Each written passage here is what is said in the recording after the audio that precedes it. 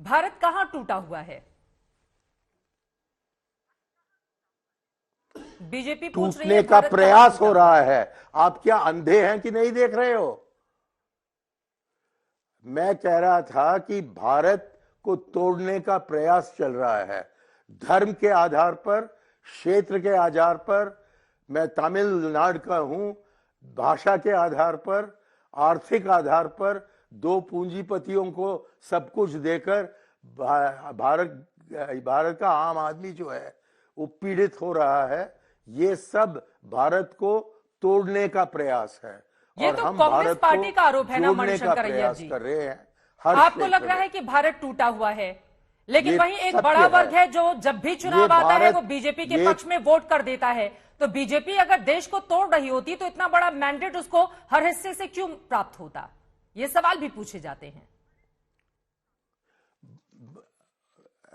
बहुत आसान सवाल है और आप अपने आंकड़ों को देखिएगा। 2014 में और 2019 में तकरीबन 1/3 वोट बीजेपी को गई और आज के दिन उस 1/3 वोट के आधार पर उनके पास 2/3 हमारे सीट्स हैं।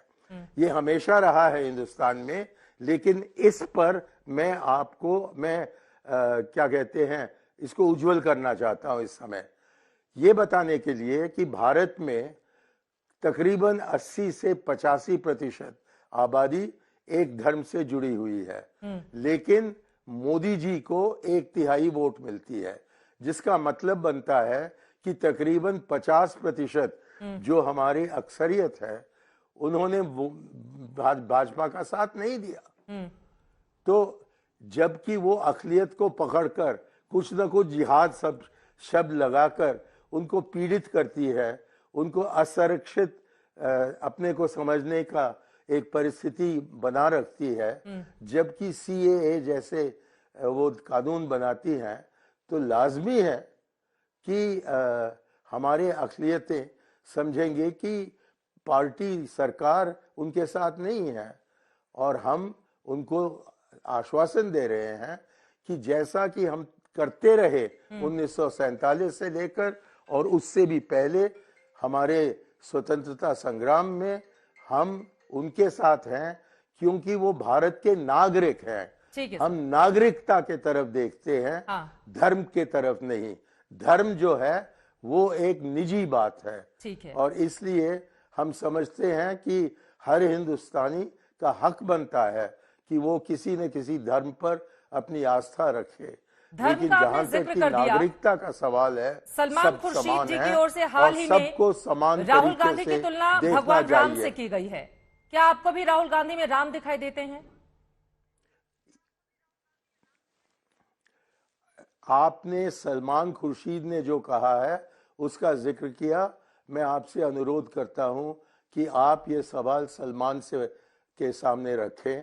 मुझको उनके तरफ से उनका प्रवक्ता बनने की कोई आवश्यकता नहीं है। ठीक है। एके एंटनी साहब की ओर से कहा गया है कांग्रेस को बहुसंख्यकों को भी साथ लेकर चलना होगा, सिर्फ अल्पसंख्यकों से बीजेपी को हराना मुश्किल है और 2024 में बीजेपी को हराना है तो पार्टी को मेजोरिटी को भी साथ में लेकर चलना होगा, सिर्फ माइनॉरिटी से बात बनने वाली नहीं है।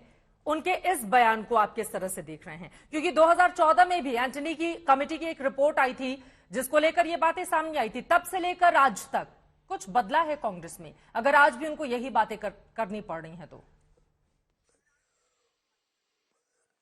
जबकि एंटनी जी की टिप्पणी सबसे पहले मेरे ध्यान में आया था जी, तो मैंने उनसे आमने सामने रूबरू उनसे पूछा कि वो क्या कहना चाहते हैं।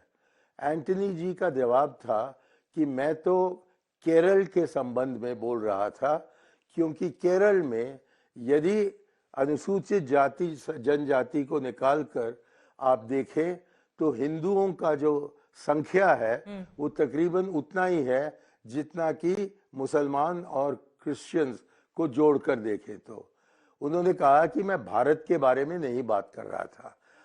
अब जो उन्होंने कहा है वो आप लोग मुझको बता रहे हैं, लेकिन जो भी उन्होंने कहा हो या सोचा हो, मेरा ये कहना है कि भारत एक देश है और कि हम सब भारतीय हैं और कि हमको नागरिकता समान तरीके से दिया गया है।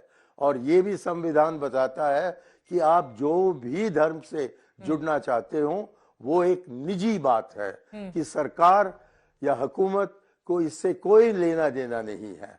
और इसलिए राजनीति में बार बार ये धर्म को लाना, जैसा कि बीजेपी करते आई है खास तौर पर पिछले 30 साल में, ये एक गैर देशभक्त बात है। मैं समझता हूं कि बिल्कुल गलत है